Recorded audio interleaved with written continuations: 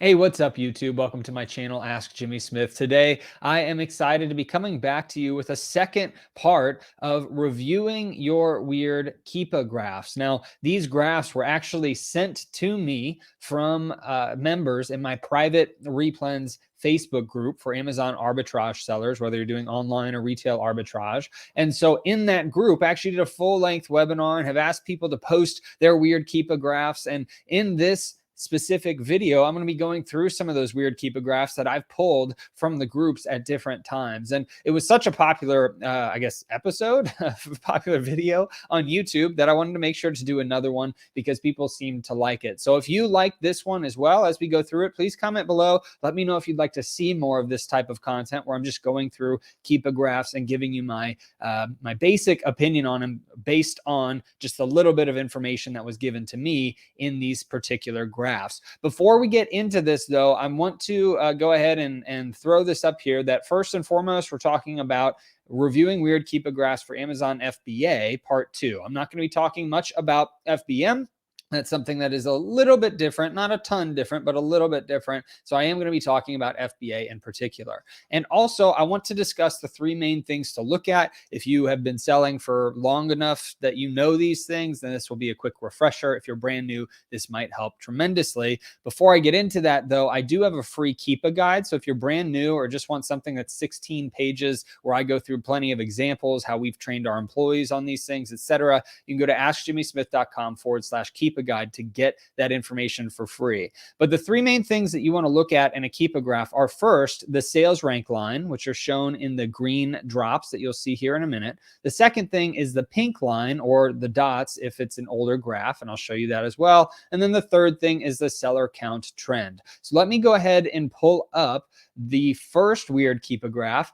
You'll see in this particular screenshot that there was some additional information added that the product cost is $7.29, and they know for sure that this is not a private label product, which is nice to know. Now, if we're taking a look at how to evaluate this, well, first we want to look at the green sales rank line, and you can see in this particular graph, the green sales rank line is going up and down fairly consistently. The issue, though, that I'm noticing in this particular graph is that down here, if I'm looking at the seller trend, which is this purple line, the seller trend is showing that it was out of stock. So if the sales rank line is continuing to go up and down, even though there's nobody in stock, well, that is telling me that this is a variation product, which I've actually done other videos on this channel for how to evaluate variations on Amazon because there's a little bit more nuance to it. However, I'll continue on with just the traditional reviewing of this graph. First and foremost, the sales rank line looks great. It's going up and down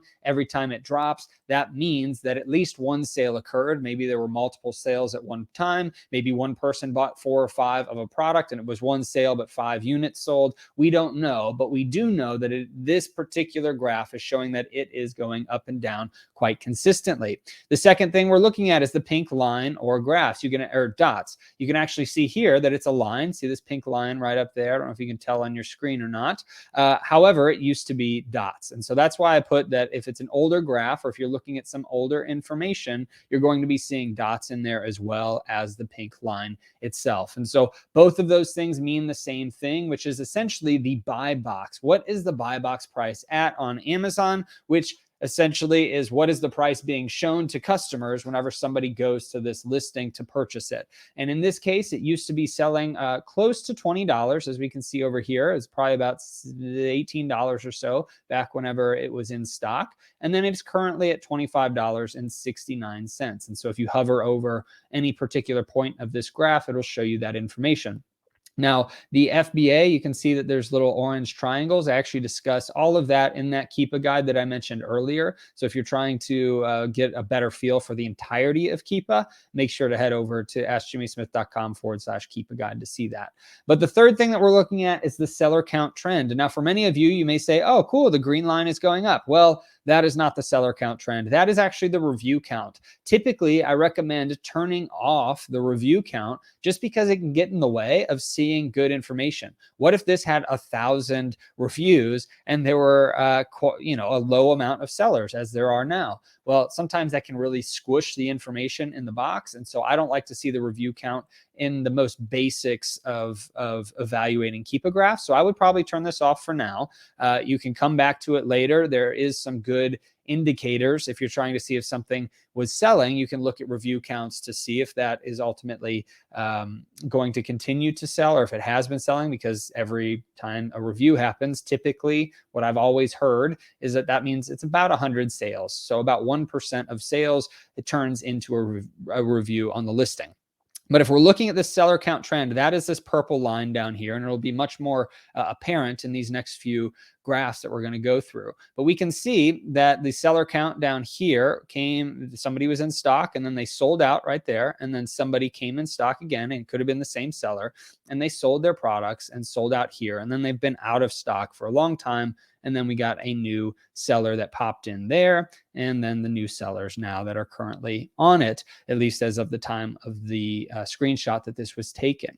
So the good news is I would sometimes think that this may be a private label product. So it's nice that the seller that had put this in the group can tell that this is not a private label product. My initial analysis and just looking at this, if this was not a variation listing, which I know it is because the sales rank still shows that it's selling when no one's in stock, and the reviews are actually going up when there's no one in stock. So if this wasn't a variation listing, I would probably be open to testing this product out. And what I mean by testing is ultimately buying 2 to 4 of the items, sending it in, and seeing if it sells whenever I send it in. I would want to make sure, though, that I am able to make profit at whatever this price was way back whenever it was in stock. So about 18 bucks. If you're paying $7.29, more than likely you'll be able to make money or break even at that price. If you're losing money, it may not be worth the risk because you just never know if it'll drop back down there. But it still is something to check, that if it goes back to this price, am I making money at that price or am I breaking even? At worst case, you get your product cost back out of it and you break even.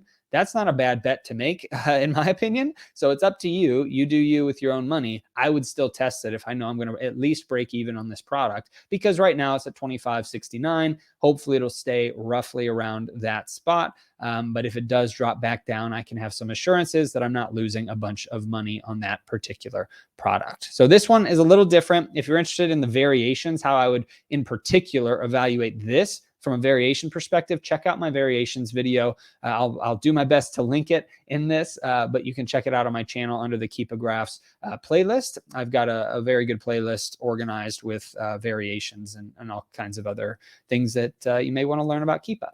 So the next one here is this one. So this one's a little bit different. You can see in this case, if we're checking those 3 main things again, first, the sales rank line. Well, there is no sales rank line, right? There's no green here. There's not even a green option over in this legend, which usually if there's a green option over in the legend, that means that it used to have a sales rank and just now it isn't available for us to see. So the other thing I will mention, typically you'll see 3 graphs instead of 2, but in this case, we only need to look at the 2. I very rarely look at the middle one, by the way, so if you're just curious. So since there's no sales rank line, let's take a look at the second piece, which is the pink line, so or the dots if it's an older graph. In this case, it's a line. You can see that the buy box price stayed very steady over this time, and then it started to bounce up and down pretty regularly. You can see the orange triangles, the FBA price, new third-party FBA, as it says there, was dropping the price to about, I would assume, just about $22.50 at this point, if we're looking at it here probably. If you were to hover over the actual graph, it would tell you. And then now it's been bouncing back up and down. So this one doesn't have any additional information, but that's a little concerning to me that recently it's been going up and down. If you could break even at this price or even make some money here, that would make me feel a lot more comfortable.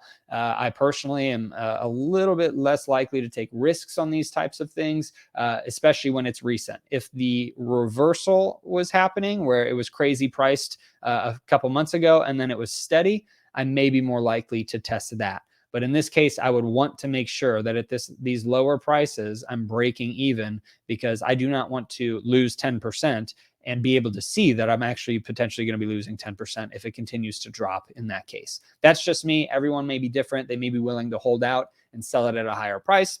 But I look at it and say, what is my risk versus my reward? And if my risk is I'm not going to lose any money, then sweet, I'll test that.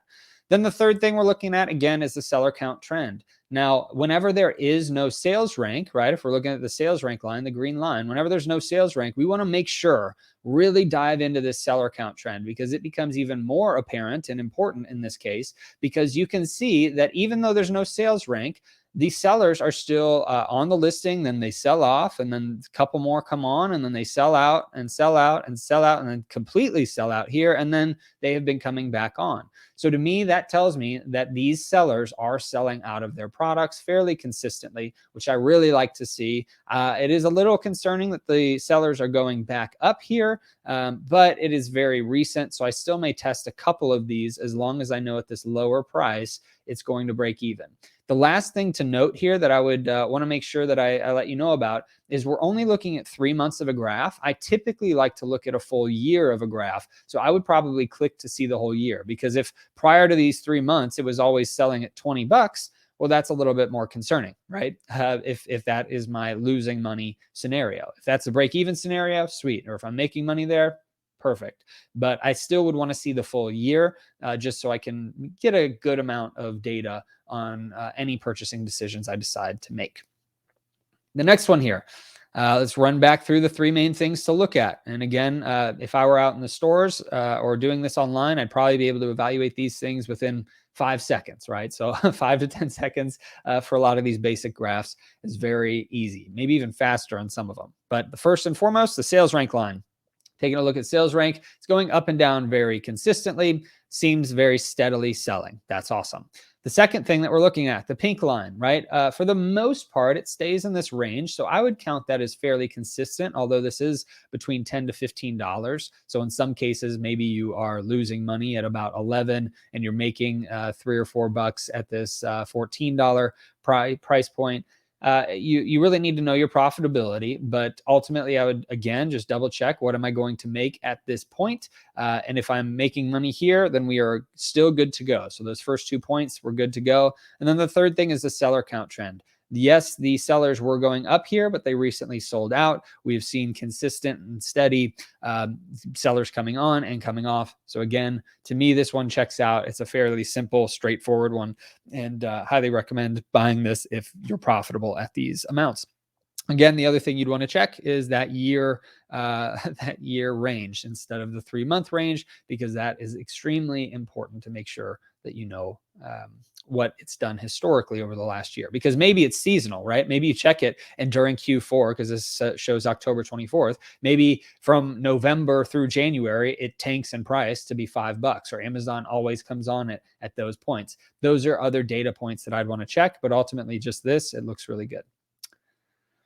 All right, this one is a really weird graph. That last one was actually a good graph. This one is a weird graph, and I'm going to go through a few things that catch my eye here. First and foremost, they said it can be sourced for $20, so that's good to know.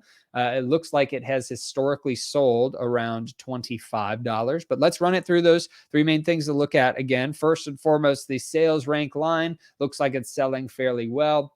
However, this is a variation again, and the reason we can tell, maybe you've already caught it. I'm going to give you 2 seconds. How can we tell this is a variation? All right, I'm going to count. 1, 2, 3, 4, 5. How can we tell? It's because down here in the seller count, there are no sellers. Sellers sold out, and yet the sales rank is still extraordinarily low. Also, if you are to ever see a typical sales rank go from something much higher and immediately drop into something that's extraordinarily fast, that usually means it was merged with a listing, or at least merged with the sales rank of the variation that is the parent variation, the main one that's selling. So to me, we want to evaluate this as if it is a variation. But first and foremost, the sales rank line, it is selling well. We can tell that, but it's deceptive because it's a variation. The second thing is the pink line, or the dots in this case. We can see that it used to sell for about 22, 23 bucks back here when it had its own sales rank looking graph. And then it has recently spiked up to $41. And so that is good, but a little bit concerning that it could drop back down to this $22 price point, especially since it can be sourced for $20, which means here you're going to be losing money. And then the third thing is the seller count trend. And this is why all three of these are so important. You can see it was fairly flat and good. People were selling out, etc. Obviously, it's probably because it was selling at such a low price, so not many people were getting on the listing. But if we were to look here, the seller trend has skyrocketed.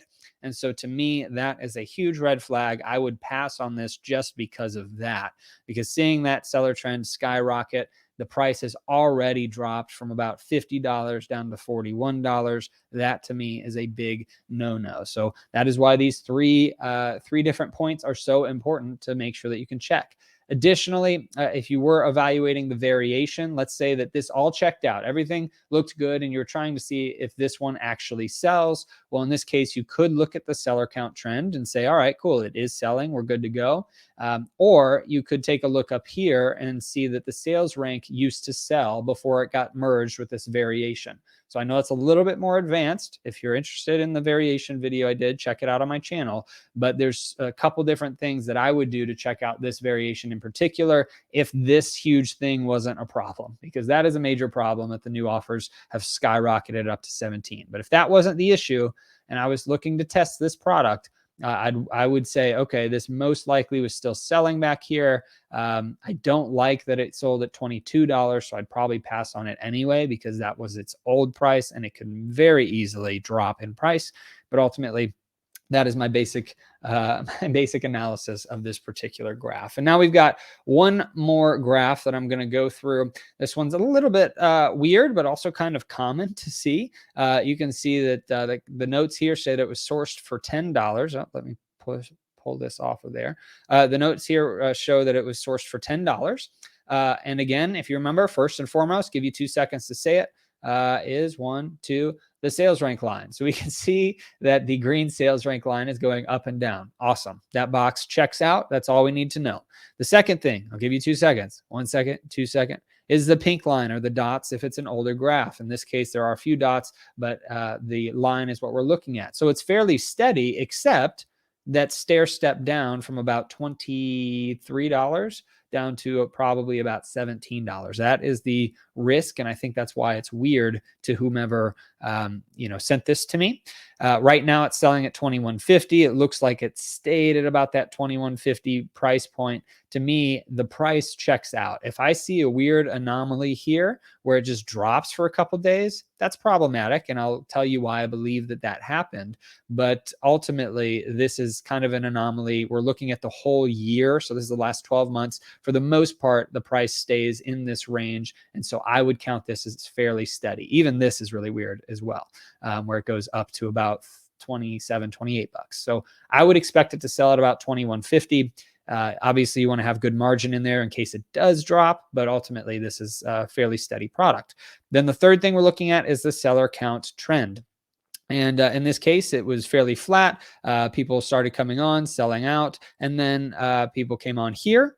And then continued to sell off the product. And we're seeing a fairly good trend. To me, I'm okay with the seller count trend, even though there's more sellers now than there used to be.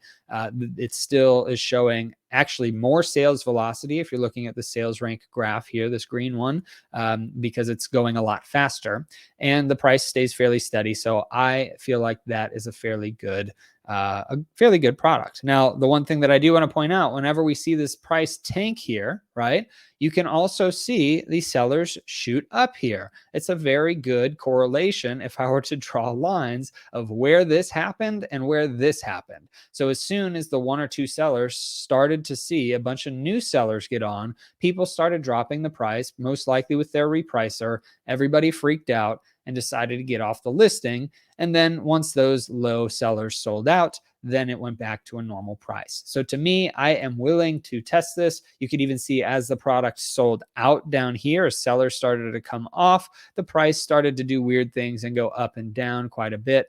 And then as the sellers have come back on, the price has dropped back down to this steady $21.50 price point. So for me, sourcing it for $10, as long as your profitability is there at that $21.50 price point, we are good to go. I would definitely test this, knowing that if it drops down to 17, 18 bucks, hopefully you're breaking even or making a little bit of money. Even if you were losing 10%, if it were there, I'd still potentially test it if it met all of my profitability metrics, because it seems fairly steady and like it can bounce back even if the price drops. And so that would be my risk tolerance. But for the most part, I always like to check what's the lowest price point that we can see that isn't an anomaly. And in this case, it seems to be an anomaly here. So I would be fine risking that. Since it's just a one-off scenario. Now, if we were to see every couple weeks, it drops down to that point and then it goes back and then drops down to that point and goes back and drops down and goes back. If we were to see that consistently, then I'd have to make sure that I'm making money at that low point, so that if and when it does it again, I can know that my money will be safe and secure in making profit at that point, right? There's always things that can happen where you lose money, the price tanks further than you expected, whatever. But ultimately, you're trying to make the safest bets possible and not be too scared to buy inventory, because if you break even, you're getting your money back, right? It's a big deal if you spend $5 and you're expecting to get a $5 profit, so $10 total. But a lot of people freak out whenever they break even or make 10%. I understand there's work there and it's no fun, but you're getting your money back, right? If that happens. Now, if you're losing 10%, then you lost 50 cents on something that you paid $5 for. Not that big of a deal. You can't make a business model out of it, but ultimately you want to be able to test products and test based off the knowledge that we can see over the last year using those three main things. And what are those three main things? Again, it is sales rank line, that green line. It is the pink line or the dots if the older graph, or if it's an older graph, if we're looking buy box specifically, that's the pink line. And the third thing is the seller count trend. What are the sellers doing? And if you don't have a sales rank, you really need to be utilizing that seller count trend to see if there are sales, because we're seeing up and down movements that is consistent. And you also want to make sure that that seller count trend isn't just tanking, right? So let me pull that back up again. If we were to see a seller count trend that was up here in the 8s and then it just dropped down to 1, that can be problematic for IP claims and issues. I've done other videos on here about account health. If you have questions on that, you can post them below as well. But I just want to throw that out there, that the seller count trend tells you a lot of information.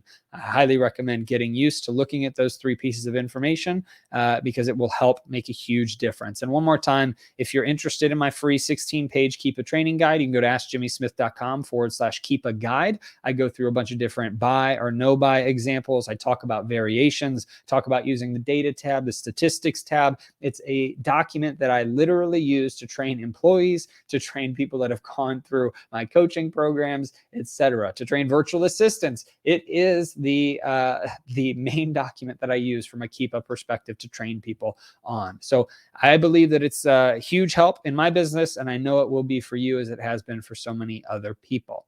If you're interested in anything else that I do, you can head over to my website at AskJimmySmith. I've got a bunch of different options if you're looking for courses, books, etc., and free training. Check out the channel. Look at all the different playlists. I have a whole Keepa playlist for you. But anyway, I thank you so much for being here. If you need anything from me, please post in the comments below.